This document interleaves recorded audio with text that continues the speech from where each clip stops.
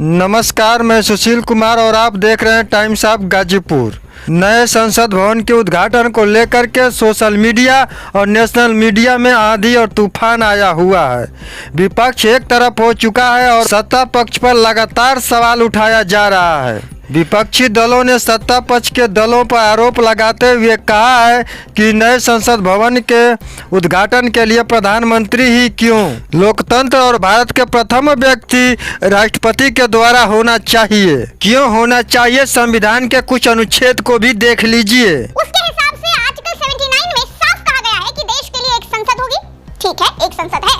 आगे इस आर्टिकल में कहा गया है कि जो एक संसद होगी उसका हिस्सा राष्ट्रपति और दोनों सदनों यानी लोकसभा और राज्यसभा होंगे, यानी संसद का बॉस होंगे राष्ट्रपति। इससे कहीं भी प्रधानमंत्री क्या होंगे, कौन होंगे, इसका जिक्र आर्टिकल 74(1) इसमें कहा गया है कि प्रधानमंत्री की अगुवाई में मंत्रिपरिषद का गठन होगा, यानी मंत्रियों के बॉस प्रधानमंत्री होंगे। आगे इस आर्टिकल में लिखा गया है कि राष्ट्रपति मंत्रिपरिषद की सलाह और सहयोग के मुताबिक अपने कामों का निपटारा करेंगे, यानी राष्ट्रपति को मंत्रिपरिषद सलाह देगी, निर्देश नहीं देगी। उस सलाह और सहयोग पर राष्ट्रपति काम करेंगे। राष्ट्रपति को आदेश कोई भी नहीं दे सकता, यानी कि कोई ये तय नहीं कर सकता है कि राष्ट्रपति नई संसद का उद्घाटन नहीं कर सकती। अगर राष्ट्रपति चाहे तो नई संसद का उद्घाटन कर सकता। राष्ट्रपति के अभिभाषण से होगी, जिसमें यह बताया जाएगा कि इस सत्र में क्या-क्या लोक कल्याण के काम होने वाले हैं। और इसी आर्टिकल 87 में दोस्तों ये भी कहा गया है कि राष्ट्रपति को हर संसद सत्र से पहले दोनों सदनों को संबोधित करना चाहिए। राष्ट्रपति की हरी झंडी के बिना दोनों सदनों द्वारा पारित बिल कानून नहीं बन सकते। संविधान के राष्ट्रपति को संसद के कामकाज में मेन भूमिका वाला अधिकार दिया गया है।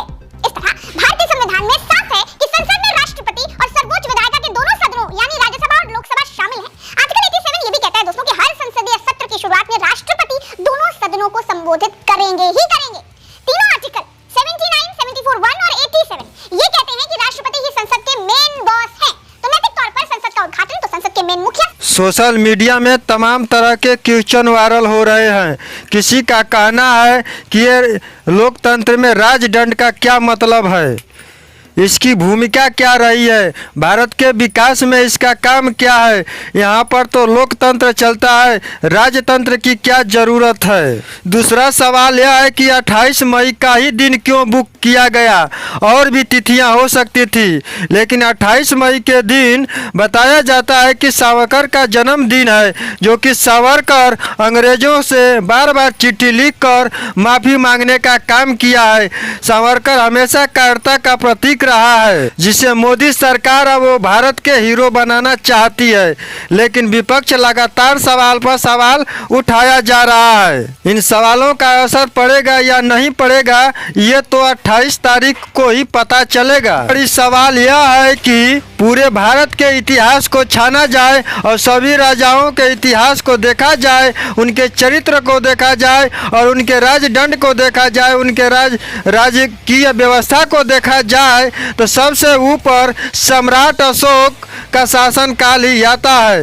अब तक सम्राट अशोक द्वारा बनाए हुए स्तंभ को राजकीय चिन्ह के रूप में माना गया था जब भारत आजाद हुआ है तब से। हालांकि अशोक स्तंभ और चक्र संसद भवन में स्थापित किया गया है। संसद भवन के ऊपरी सिरे पर अशोक स्तंभ लगाया गया है, लेकिन उस अशोक स्तंभ में बहुत ही सारा छेड़छाड़ किया गया है। जो सम्राट अशोक द्वारा बनाया हुआ अशोक स्तंभ था उसके तरह नहीं बनाया गया, इसमें आदमखोर जैसा दिखाया गया है। संसद भवन के बाहरी हिस्से पर शेर का निशान बनाया गया है, चक्र बनाया गया है और उसके नीचे सत्यमेव जयते राष्ट्रीय वाक्य भी लिखा गया है। संसद भवन के अंदर जहां पर स्पीकर की कुर्सी लगी हुई है उसके ऊपर भी धम्म चक्र बनाया गया है, लेकिन उनके टेबल पर अशोक स्तंभ नहीं रहेगा। उनके टेबल पर संगोल दंड रखने की बात कही जा रही है। इसका क्या मतलब है, क्या अर्थ है, क्यों रखा जा रहा है, इसका कुछ पता नहीं चल पा रहा है। लेकिन सबसे बड़ी सवाल यह है कि यह लोकतंत्र है, यहाँ पर फैसला करना, न्याय दंड देना कोर्ट का काम है, लेकिन न्याय दंड स्पीकर के टेबल पर क्यों रखा जाएगा। और भी तमाम सवाल आ रहे हैं जो 28 मई को सभी सवालों का जवाब जरूर मिल जाएगा, लेकिन ट्विटर पर और सोशल मीडिया में तमाम लोग अपना सवाल उठा रहे हैं और आम जनता इस उद्घाटन को लेकर, नए संसद भवन को लेकर क्या कह रही है। आइए हम दिखाते हैं ट्विटर के कुछ लोगों का बयान। जब लोगों ने सवाल पूछना शुरू किया ट्विटर पर, तो नरेंद्र मोदी जी के ट्विटर अकाउंट से यह वीडियो जारी किया गया। ईडी और सीबीआई से डरी हुई बहन मायावती जी बहुजन का साथ छोड़कर अब बीजेपी की गुण गाना शुरू कर दी है। ट्विटर अकाउंट पर दिलीप मंडल जी लिखते हैं, तमिलनाडु से पुराने जमाने का संगोल ले आए, 69% रिजर्वेशन क्यों नहीं लाए, औरतों की सरकारी बसों की फ्री यात्रा क्यों नहीं लाए। कृपा शंकर मौर्य जी लिखते हैं, संगोल राजदंड राजतंत्र का प्रतीक था। आज देश में लोकतंत्र है, लोकतंत्र में राजतंत्र के प्रतीक संगोल का क्या काम।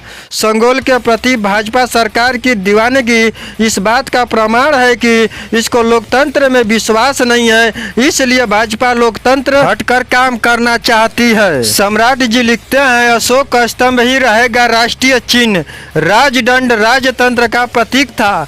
भूल गए हैं मनुवादी की यह राजतंत्र नहीं है, लोकतंत्र है। धर्मपाल महतो ने लिखा कि लोकतंत्र है, अशोक स्तंभ चाहिए, राजतंत्र नहीं। उसी ट्विटर अकाउंट पर अंकित और सुखलाल जी का लिख रहे हैं, हमें चाहिए अशोक स्तंभ, अशोक स्तंभ ही अशोक स्तंभ चाहिए, अशोक स्तंभ ही स्थापित करो। ट्विटर अकाउंट और तमाम सोशल मीडिया साइटों से यह लिखकर सम्राट अशोक स्तंभ का मांग करना ये अपना अधिकार है, हमें मांग करना चाहिए। बस आज के लिए इतना ही, अगले खबर इसे सिलसिला जारी रहेगा। चैनल पर नए हैं तो कृपया चैनल को सब्सक्राइब कीजिए, लाइक कीजिए, शेयर कीजिए और अधिक से अधिक वीडियो को शेयर कीजिए। नमस्कार, जय भारत।